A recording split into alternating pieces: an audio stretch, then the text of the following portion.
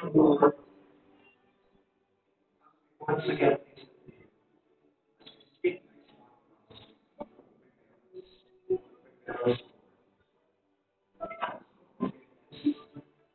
continue to praise for all His word.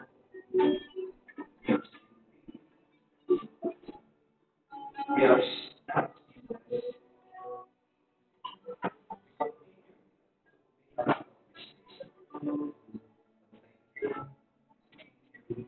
for beyond.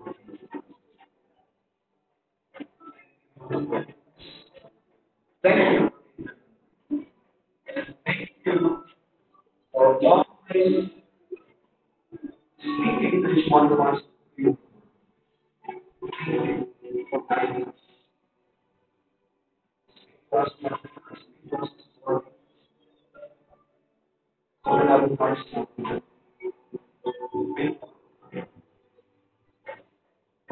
Lord,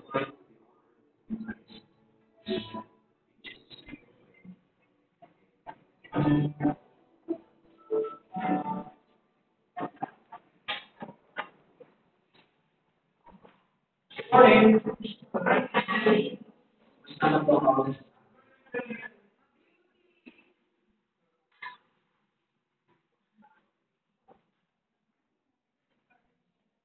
Sa mga nakakarinig mo, nakita natin yung topic na i-actualize pa.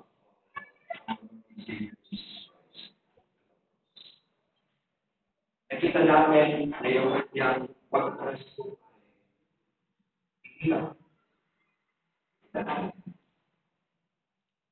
Nakita rin natin na si Peter na isa sa mga na disciple na siya ng tatlong beses. Paalala niya.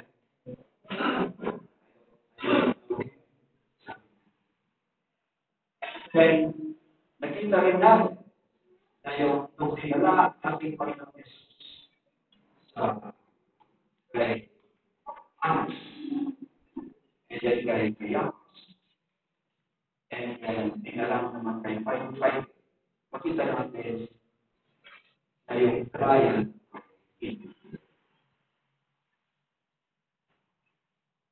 at kung titignan natin dito nangyayari siyempre ang ating Panginoon Jesus ay dinala ng Herodes dahil hindi pa ang Panginoon Jesus ay dahil Kristo'y ibinalik tayo. So yung last Sunday, yung last na pagkailangan ng ating nakita ay yung pinagpili ni Pilate ang mga tao kung sino ang palapit. Tanda niya? At sino ang isigaw naman. Ha? Para yan ang isigaw niya. Isigaw niya daw.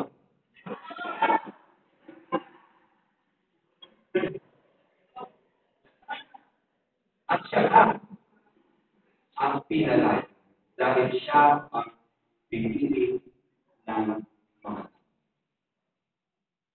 So yung susunod na kabanata sa chapter 19 ng chapter, yun ang ating pag sa verses 1 to 16. Ang effect na pagkatito ay the business verdict. So para siya, nagkakayan kayo nagkaroon ng decision. Pero makikita natin na yung decision ay walang business yung decision. So ito yung mapapasa natin sa verse 1. So then, Pilate took Jesus and scourged him. Tinignan ko mismo ba si Pilate na nakapagpinta sa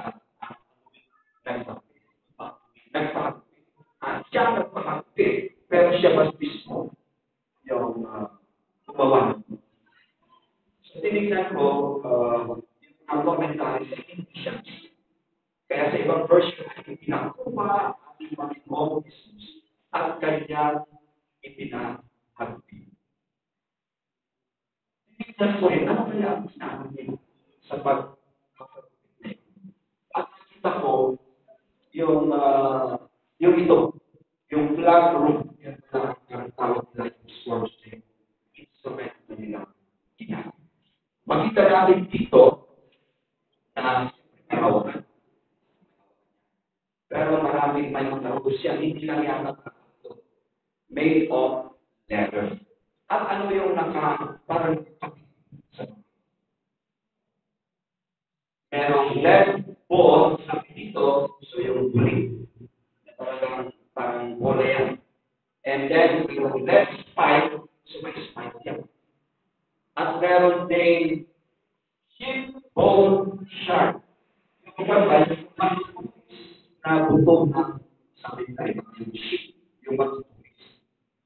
So, isipin mo, kung yan ang ipapalos, itatap, that they will use them to make you.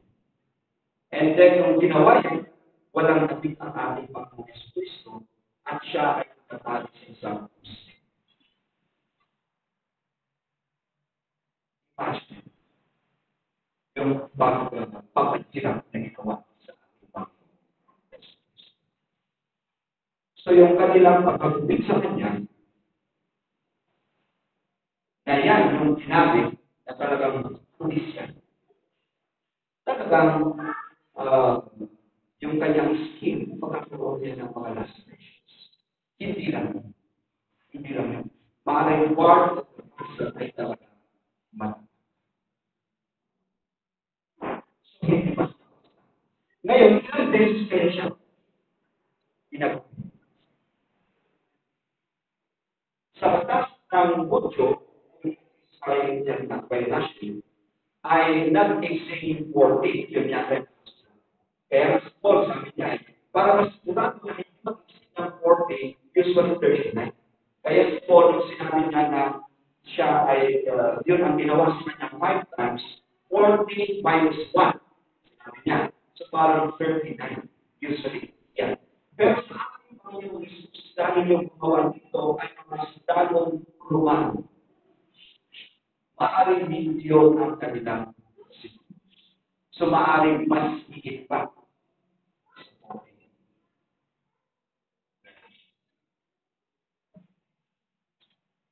And then to verse 2 and 3, verses 15, ito ang ginawa ng Panginoon.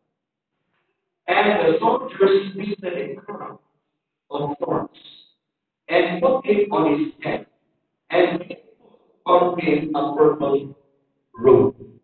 Then they said, Hail, King of the Jews, and they struck him with their hindi lang ang kanilang ginawa. Bukas sila ng tanim na may tinig. Tingnan lang po rin kung ano yung klaseng halaman ito. Well, may maraming suggestions to. Pero yung tinig ay mga 2 inches daw. Yung ng tinig na halaman. At yun ang ginawa.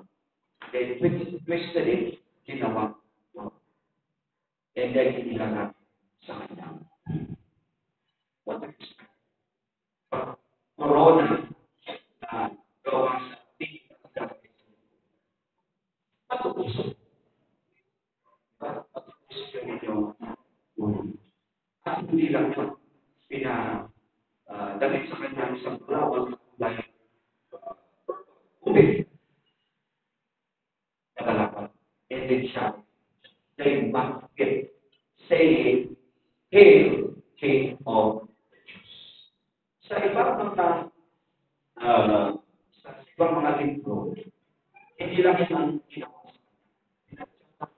Sinabi yung kanyang puno at siya ay sinabi. Dito sa so makita natin yung talaga ginawa pagpapagod. And then, so verse 4, then Pilate then went out and said to them, Behold, I am bringing him out to you, that you may know that I find no fault in him. So first, sa chapter 18, ito pa rin yung sinabi ni Panginoon na walang siya sa ating Panginoon. Yun pa rin ang kanyang nakita. At dito, sinabi niya, ilalabas siya. At gusto kong alaman ko na wala akong nakita kasalanan. I find no fault in him. Then Jesus came out wearing a crown of thorns and a purple robe, and Pilate said to them, behold, tingnan niyo siya. Kay Pilate, dahil na gusto niya rin palitin sa ating Panginoon Jesus. Yun ang kanya. Dahil wala siyang nakitang kasalanan. Pinakatupin pa rin niya. Pagkakali nung kung makita ng tao yung pagkakita, ay hindi na nila isusunod yung gandang sinisita na siya ay imam. Yan ang alaming pangin. So, tignan nyo. Kaya hindi pa kami wala masyadong sa pinakita sa larawan. Ito. Therefore, when the chief priests and officers saw him, they cried out, saying, crucify him, crucify him. So yun ang sigaw ng mga religious leaders. Crucify him, crucify him. Talagang determinado sila. Then Pilate said, you take him and crucify him, for I find no fault in him. Muli, sinabi ni Pilate, wala. Nakita sa lahat. Kung gusto niyo kunin, at kayo ang magpapagod sa kanya. Pero ito ang sagot nila. The Jews answered him, we have a law, and according to our law, he ought to die because he made himself the Son of God. So, yung sinasabi nila na yung blasphemy, na talagang sa kanilang batas ay pero makita namin dito na pinanggit na siya ay Son of God. Sinasabi siya hari ng mga Hudyo. Sa harapan ng Pilate, parang pinalitan yung church na parang umati. Kasi kung sino man, imbita natin dito mamaya na ito. Kung sino man ang masasabi na siya ay hari, siyempre, kaya sa pagkaitan ng Roma. So dito, now Pilate heard and saying, he was more afraid than one broke to the praetorium and said to Jesus, where are you from? But Jesus gave him no answer. And Pilate said to him, are you not speaking to me? Do you not know that I have power to crucify you and power to release you? Bakit? Meron akong pangyarihan. At pwede kitang palayanin.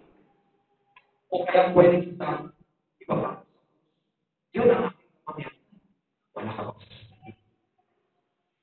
At ito sa ating Panginoon.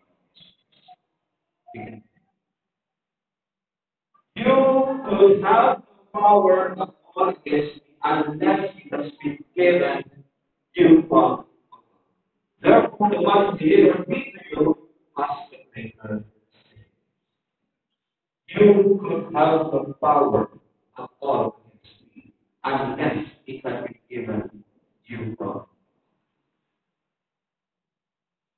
Wala kang pangapos. Wala kang pangapos. Kung iyan ang binigay ng Diyos. So, pakita natin dito na kahit anong posisyon ni Panginoon, sino ang tao siya, ano man ang kanyang kapangyarihan, wala siyang magagawa kung hindi ay pa rin sa plano ng pagsusuhan ng pagkakas. Actually, alam natin na yung mangyayari sa ating Panginoon Jesus na at si Pilate ay mga tumanggap mo. Para yan ay hindi mangyayari at mangyayari kung ano lang.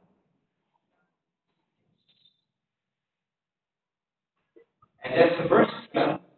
Then Pilate, from then on, released him, but the Jews cried out, if you let this man go, you are not Caesar's friend. Whoever makes himself king speaks against Caesar. So, pinako. Naging political yung charge nila sa ating Panginoon Jesus Cristo. Siyempre, si Caesar ang sabi siya rin ay sakit. Lalo-lalo na sa teritoryo na para ni Caesar at the time. Ang ibig sabihin ng rebelde. Rebelde siya. So yun ang sakit. So pati si Vikings, sinabi na, Renegade ba? Renegade. That if you release Jesus, then you are really not going against Caesar.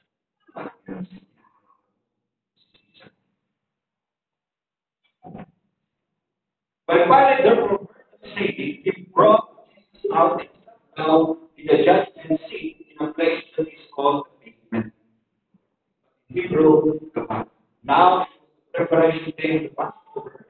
And about the 6th hour, I 12 noon. And he said to the Jews, behold your king. Tingnan. So, wala siya sa judgment. At ito na naman sabi nila. But they cried out, away with him. Away with him. Crucify him. Pilate said to them, shall I crucify your king? The chief priest answered, we have no king but Caesar.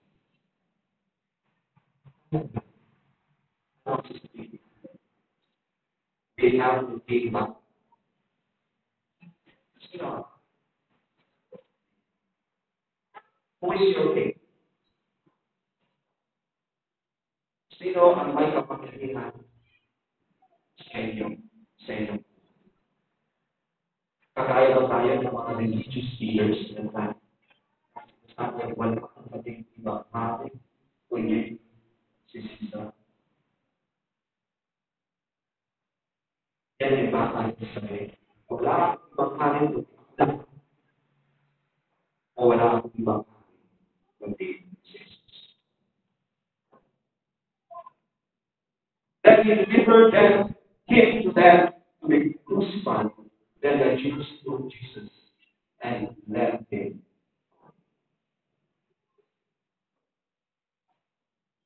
Ano ang tutunan natin sa verses?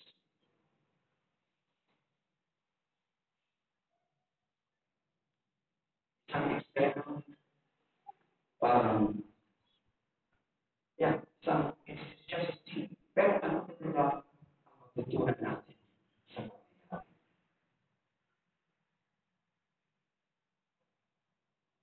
Kaya nagawa ng mga sundalo sa ating Panginoon.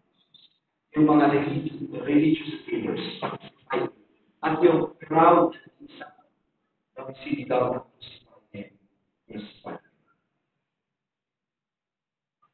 Ano kaya ang magiging? So, makita natin na yung mga religious leaders ay sila ating Panginoon. Alam nila yung Kristiyanan. At naghamatay sila ng Kristiyanan. Pero hindi nila ang ating Panginoon. Kaya sila ay tinawag ng mga nasa harapan ng tao, akala mo alam nila at sila ay very spiritual. very religious. Pero ang kanilang puso, pero ang katotohanan, wala silang buong pinasyon. Kaya, kaya alam na ito na nakalagay, nakasulat sa alam mo, sa Isaiah, prophesy na ang Messiah ay papanahan sa ganyan.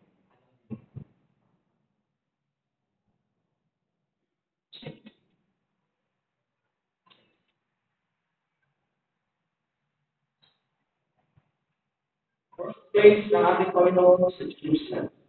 Yung triumphal entry na sa Jerusalem na katatapos sa Bethlehem. Yung triumphal entry na katatapos. That was Sunday before Friday na yun. Itong pangyayari. Natin na talagang hindi pa rin nila ang tinatawag.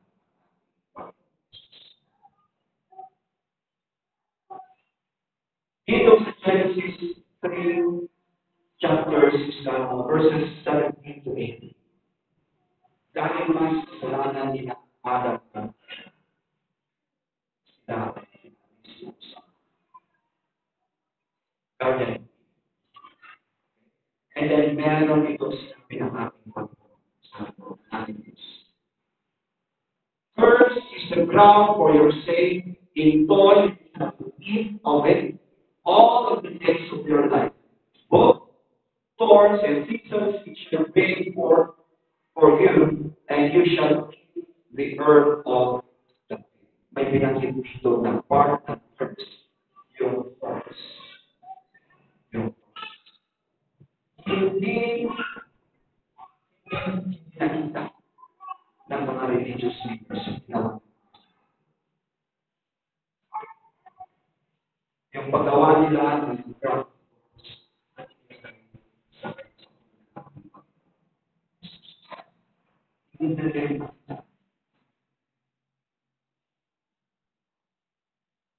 hindi nila nakita na yung nangyari sa ating Panginoon Jesus, yun ay part ng ginawa ng ating Panginoon Jesus para tayo i-deliver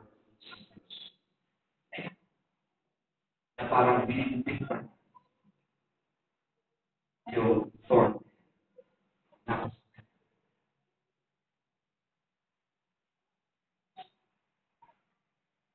hindi rin nila nakita. Na talagang makita that the religious leaders were recognized Jesus. He was despised and rejected by men, saw us in waiting in faith, and he hid, as it were, our faces from him. He was despised, and we did not act. Yan ang ginawa. Reject ang Panginoon Jesus. Siya ay nag-reject. Pinaglagot ng ginawa. Hindi pa rin nakita ng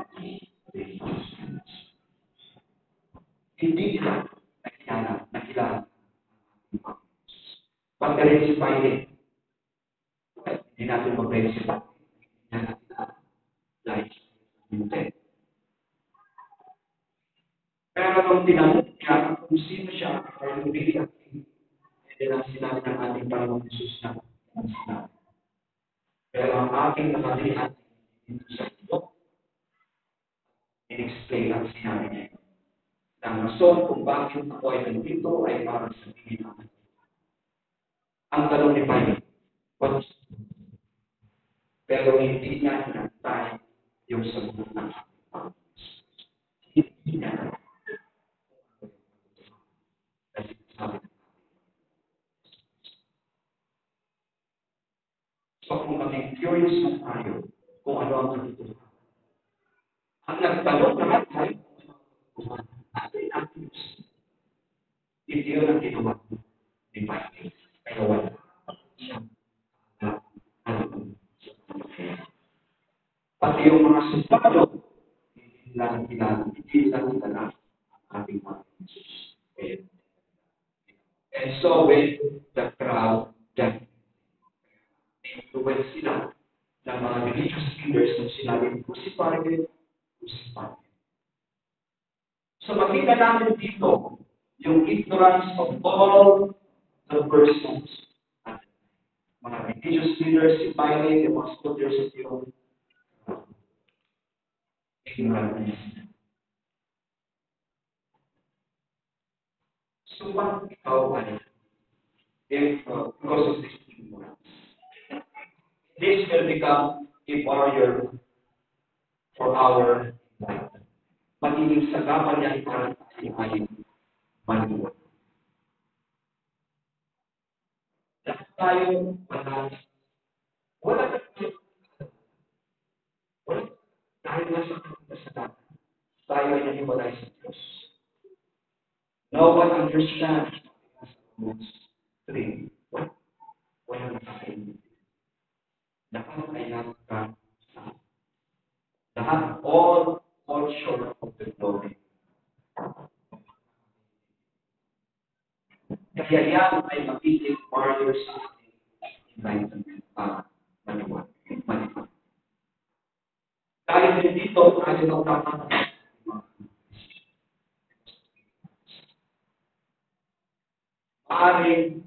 maraming ba?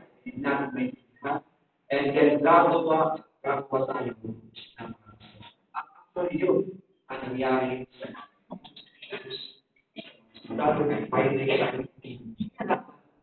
kung ano yung nangyayari na nakilala ang Panginoon Jesus because sila ay gumawa. Sabi nga sa Hosea 4:6, my people are destroyed because of lack of.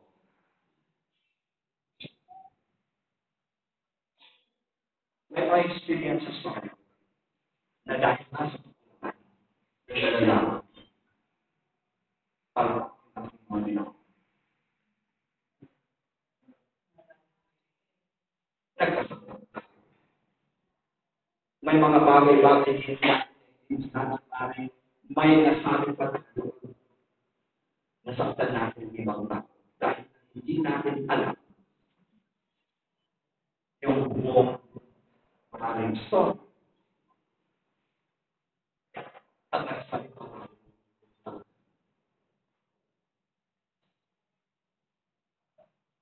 So, importante na hindi tayo maging ignorant. Diba? Ignorance will is something by people or destroyed because of ignorance, because of lack of.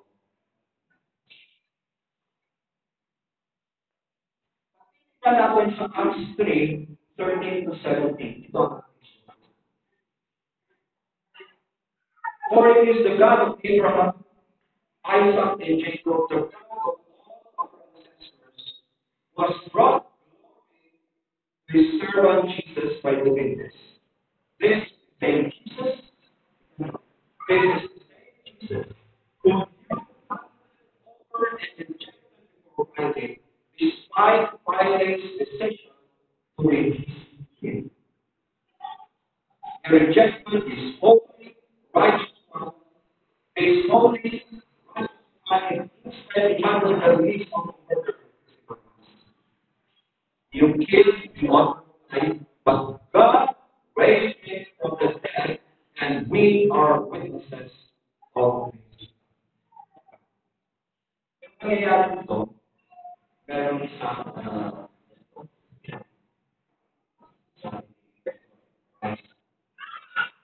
we have all of them, but what we only have is the name of Jesus.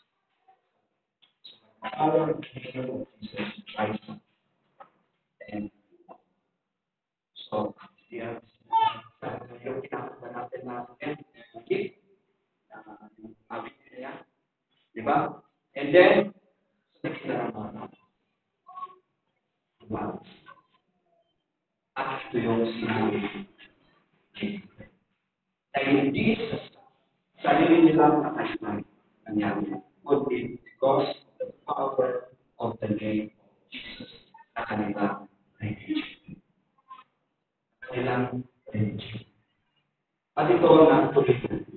Friends, I realize that what you and your leaders say to Jesus was that of it.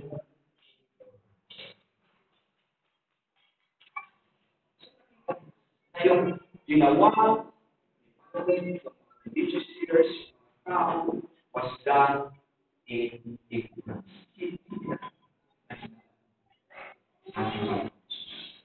Pero makita natin yung sovereignty ng ating Diyos. But God was revealing what prophets had foretold about the Son, that He must suffer these things. Kagabi, yung isa sa mga parang napag-usapan natin sa Bible study ay tungkol sa walang kapantay na kapangyarihan ng Diyos. Yung sovereignty ng ating Diyos. At nakita natin doon, actually sa Isaiah,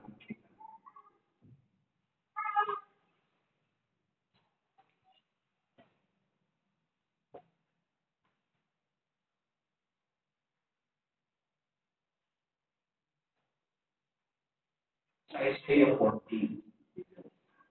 Sabi dito, sa verse 20, mangyayari ang ating bahay. Matutupad ang ating layo. Lilipunin ko ang mga taga-Syria sa aking pagkain. Dududukin ko siya sa aming kabundukan. Palalayakin ko ang aking bahay sa kanilang pagkatingin at sa mabigat na pasaning kanilang pinasada. Ito ang gagawin ko sa buong tingin. Pag-usahan ko ang lahat ng bansa.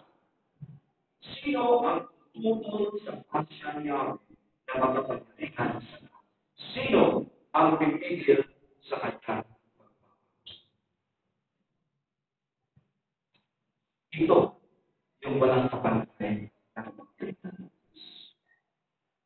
Maaaring ang nasa isip pinapalit ng mga religious leaders ay patayin si Jesus dahil hindi nila alam na yung kanilang ginagawa ay parang iman-iman. Yan yung sovereignty ng ating Diyos. So, kagabi, relate ko na ito. Ano ngayon ang nangyayari sa bansa?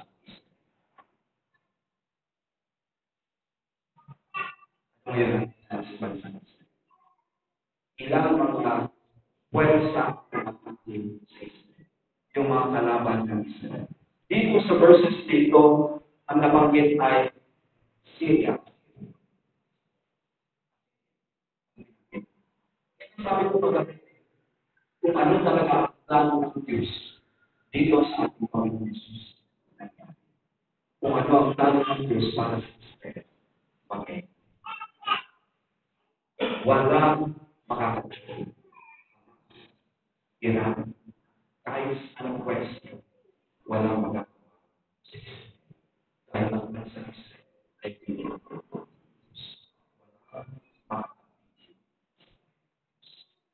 Pero din ang nangyari.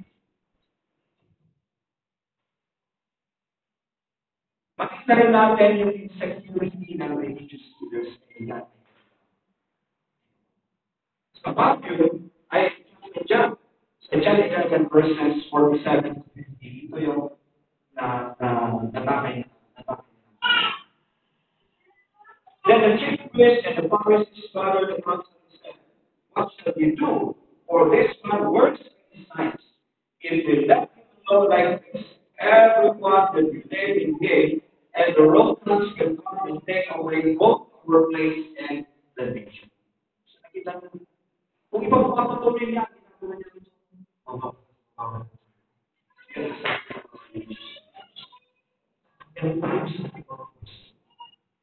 Susunod na lang ang mga takot tayo sa Jesus. Yan ang sinasabi. And one of the elders in the great place that ear said to them, you know nothing at all, nor you do consider that it is experience for us that what he done for the people and not the whole nation should perish. So sabi kaya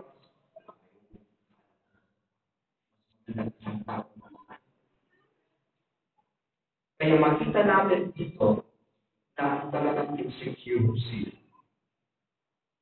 Friend ang ating Panginoon Jesus sa kanilang West.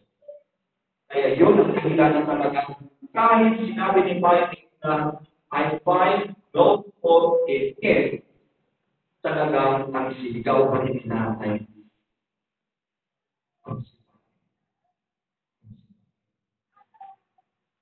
And alam ni Pilate niya that it was because of envy. Ingit na siya ay dinala. Pag tayo ay insecure,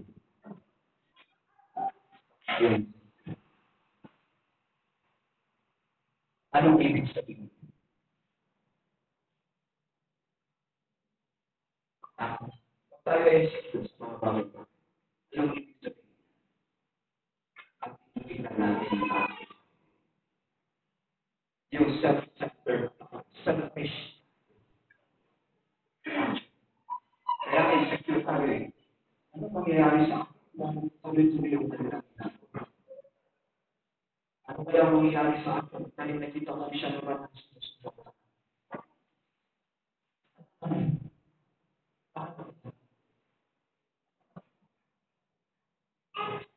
Against your God means that you are self-centered. You are after self-preservation. And it will become a distraction to paligid. But that is still at kung bakit hindi nakita o nakilala ng mga religious leaders kung sino ang they were looking at them.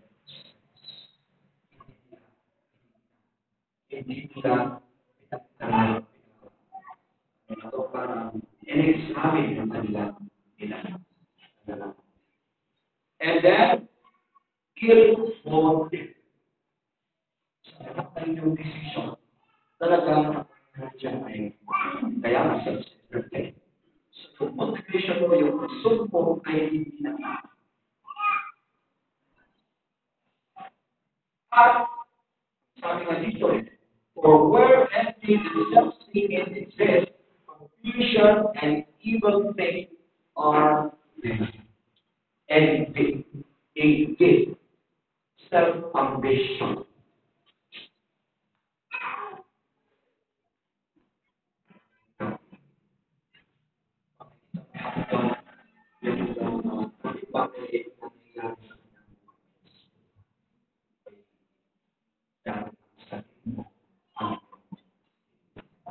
What examples? Bakit nagawa ni kanya na yun kay Bethlehem?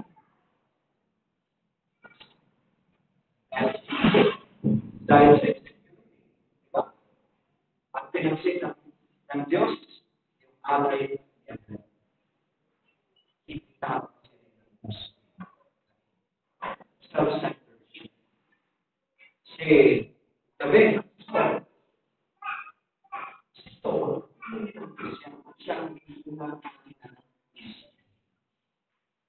pero bakit gusto niyang ipapatay siya?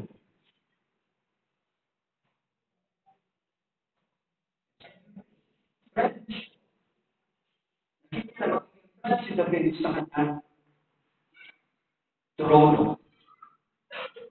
Ano ba? Example, bakit nung una gusto patayin ng mga kapatid ni Joseph si Joseph? And eventually, pinag bakit nito? Dahil siya favorite na anak ni Jacob.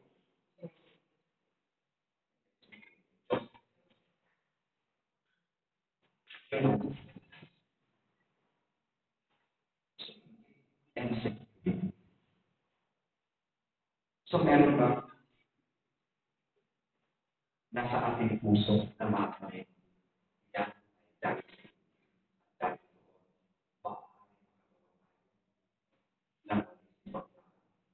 that we will be ill motivated whatever decisions we will be making.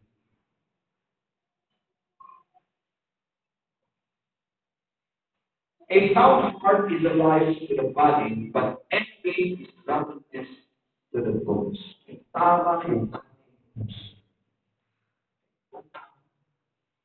Condition ng ating puso. Binigyan. May galak na galak na. Pero kung envy, para mabubuto, para yung ating puso. Tignan mo ang isang tao na puro ingit ang nasa. Imagine. At i-compare mo sa tao na malinis ang kanyang puso. Ano yung kanyang tao?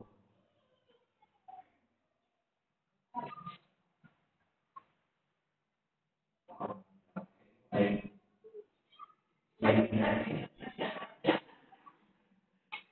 kaya, tumakot kayo. Tuloy ang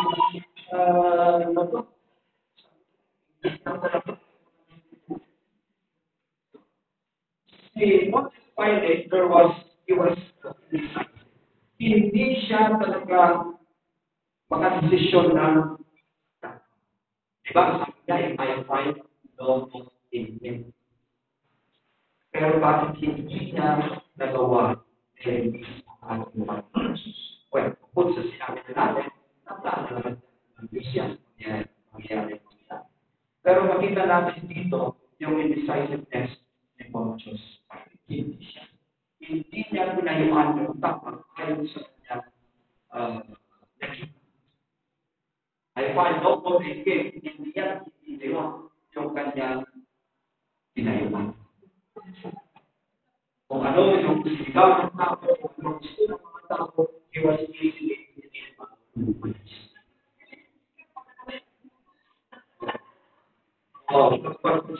sa ang palipisan ngayon, ipawawala siya ng boto.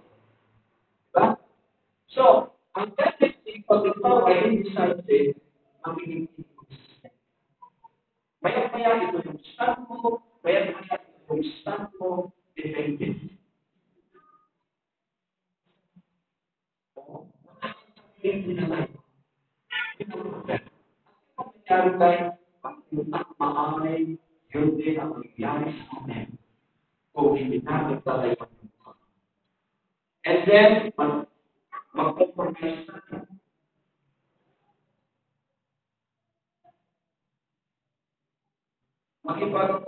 Ganito na. Pwede ganito. Yan ang mahirap pag ikaw ay nag-isip. And become a man who is yun ang ginawa. Yan ay bumigay siya kung anong gusto na sabi dito sa Acts 5:29, but Peter and the other apostles said, we ought to obey God rather than men. We ought to obey God rather than men. Sinabihan si Peter na yung kanina pag-privilege na hindi nila pag-itin ang pangalan ni Jesus. Sinabihan ng mga religious leaders. Pero ito yung kanina. We ought to obey God rather than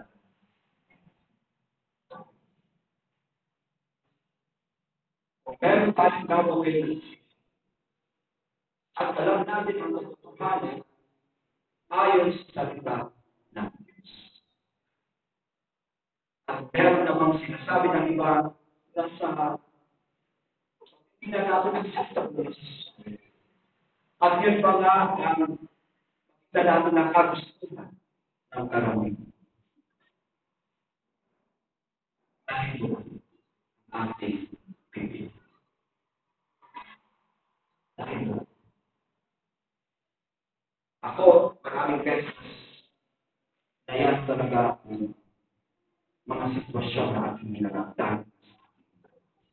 hirap.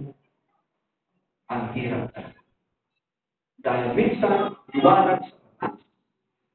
Pero deep inside, iba't mga nakikita. Pero dahil liwanag sa ebidensya, sa mga ebidensya, wala nang iba para sa kaso niya. Aminin mo dahil nga ebidensya yan at yan may responde. Pinapadala ng responde.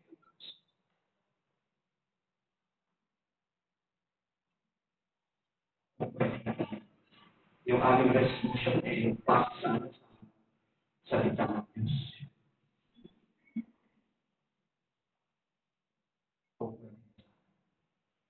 Okay, ay kailangan. Pero yan, talagang nag-test yung aming consistency. Nag-test yung dapat na kwento ang kaupunan. Dahil sa so, at dito rin, ang small sa Galatians. Kasi narinig niya yung mga Galatians ay pinuturuan sila ng ibang gospel, ibang teaching. At parang magaling sila mag-relate sila ng mga. At ito yung sinabi. For to be not understand God's version twice the love of God for men. Or to I seek to please men. For if I still please men, I would not be a bond servant of Christ. Yun ang mabigat. Especially tayo na nakakilala sa Pilipinas.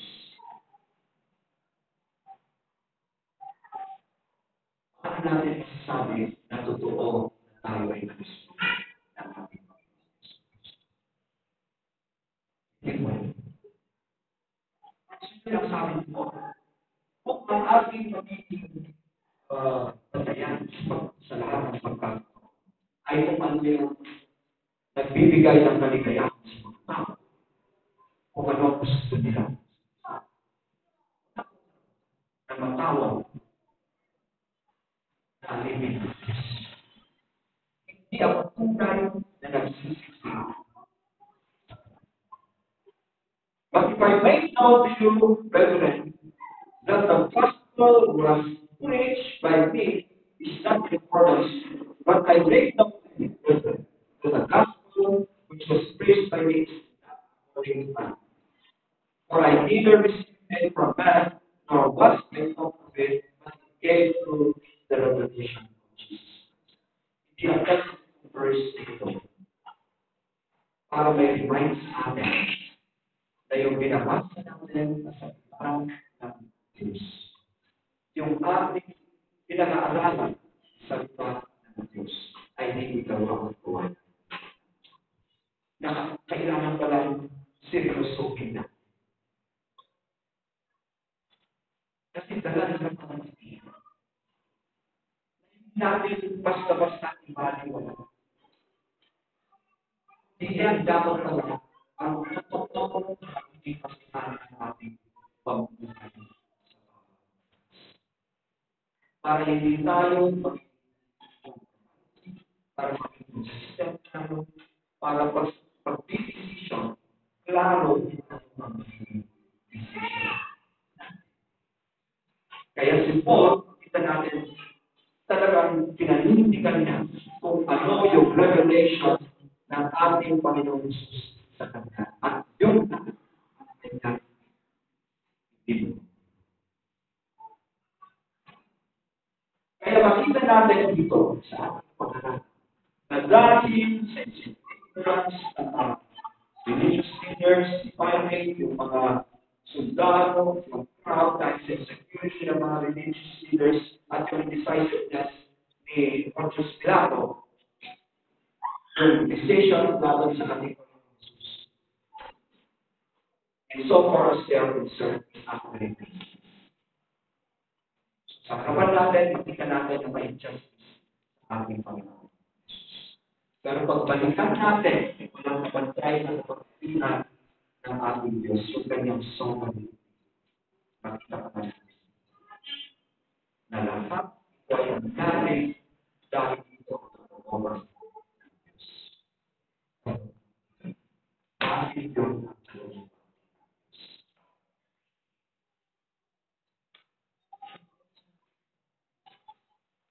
Dahil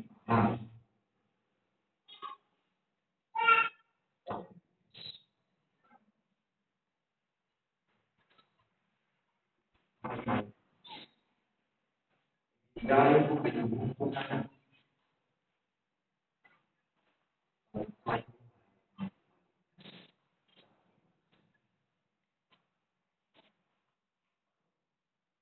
kita nyo yung pagpapagkira na ginawa nila sa Panginoon. Sa natin, tulong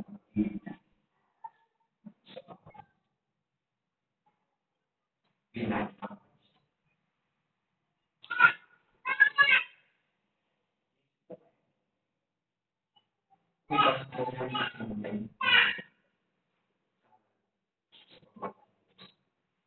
Pero kailangan matupad yung kalooban ng Diyos ng mission ng ating Panginoon Diyos para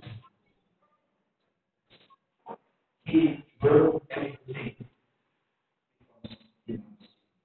and He wants us to be saved.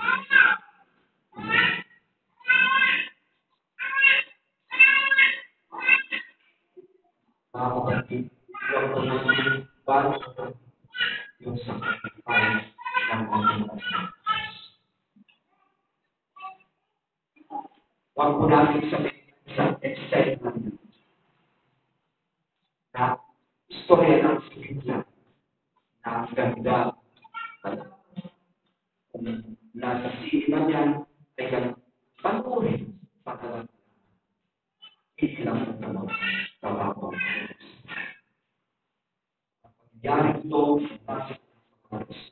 hanggang dito ang mismo na pagpapagod sa Diyos. Yan ang natin pagkalang. Huwag natin ipagod.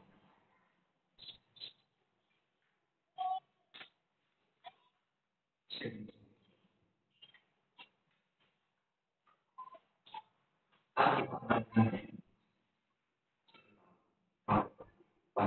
Dapat din sila kita na kung kaayos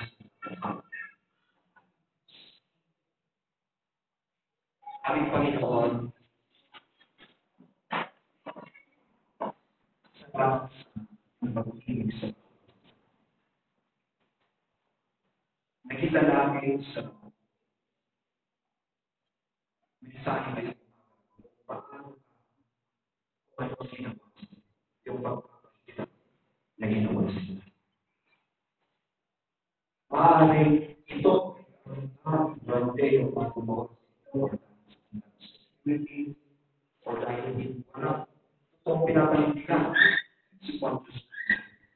Pero ito ay nangyari dahil yun na yun na talagang mahirap na siya tinipid sa lahat ng aking salamat upang kami ay maligtas. Tulungan mo po ang aking lalo sa lahat ng pagkakataon makita namin yung ginawa at namin ito pagkuha. Kundi dahil sa pangyayari ito, mas lalo kami seryoso sa aking tulungan mo po ang sa amin para mag-grow sa ating tulungan mo po bawat sa amin para talagang mas lalo na namin pagkakilala sa pagbukas sa tulungan mo po ang bawat sa amin kahit araw ko na ang dami sa amin namin concern sa amin sa amin. Kapag kami para kahit ano man ang nahanap natin sa buhay, ikaw pa rin ang tawag ating mo mga oras na pinagwala na naging sa namin. Ito yung gusto namin na tiyak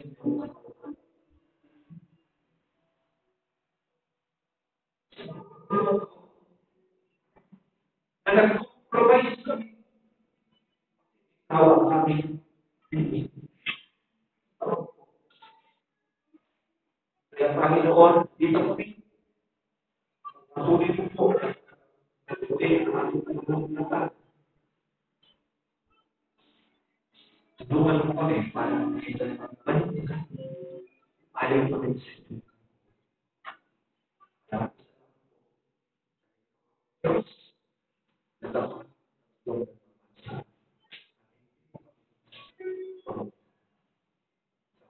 natin ang Jesus.